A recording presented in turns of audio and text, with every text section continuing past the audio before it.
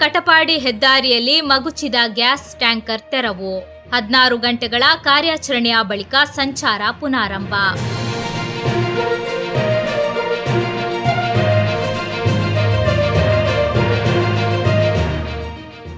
ಕಟಪಾಡಿ ರಾಷ್ಟ್ರೀಯ ಹೆದ್ದಾರಿಯಲ್ಲಿ ಮಗುಚಿ ಬಿದ್ದ ಗ್ಯಾಸ್ ಟ್ಯಾಂಕರ್ ಅನ್ನು ಸತತ 16 ಗಂಟೆಗಳ ಕಾರ್ಯಾಚರಣೆಯ ಮೂಲಕ ಅಧಿಕಾರಿಗಳು ಯಶಸ್ವಿಯಾಗಿ ತೆರವುಗೊಳಿಸಿದರು.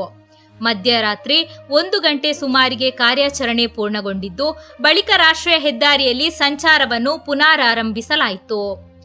ಟ್ಯಾಂಕರ್ ಮಗುಚಿದ ಸಂದರ್ಭದಲ್ಲಿ ಎಲ್ಪಿಜಿ ಅನಿಲ ಸೋರಿಕೆ ಸಂಭವಿಸಿದ್ದರಿಂದ ಸುತ್ತಮುತ್ತಲಿನ ಪ್ರದೇಶದಲ್ಲಿ ಆತಂಕದ ವಾತಾವರಣ ನಿರ್ಮಾಣವಾಗಿತ್ತು. ಯಾವುದೇ ಅವಘಡ ಸಂಭವಿಸದಂತೆ ಮುನ್ನೆಚ್ಚರಿಕಾ ಕ್ರಮವಾಗಿ ಹೆದ್ದಾರಿ ಸಂಚಾರವನ್ನು ಸಂಪೂರ್ಣವಾಗಿ ಸ್ಥಗಿತಗೊಳಿಸಿ ಕಾರ್ಯಾಚರಣೆ ಕೈಗೊಳ್ಳಲಾಯಿತು. ಕಾರ್ಯಾಚರಣೆಯ ಭಾಗವಾಗಿ ಮಂಗಳೂರಿನಿಂದ ಭಾರತ್ ಗ್ಯಾಸಿನ 2 ಟ್ಯಾಂಕರ್ಗಳನ್ನು ಕರೆಸಿ ಮಗುಚಿ ಬಿದ್ದ ಟ್ಯಾಂಕರ್ನಲ್ಲಿದ್ದ ಎಲ್ಪಿಜಿ ಅನಿಲವನ್ನು ಅವುಗಳಿಗೆ ವರ್ಗಾವಣೆ ಮಾಡಲಾಯಿತು. ನಂತರ ಮಗುಚಿದ್ದ ಟ್ಯಾಂಕರ್ ಅನ್ನು ಸುರಕ್ಷಿತವಾಗಿ ತೆರವುಗೊಳಿಸಲಾಯಿತು.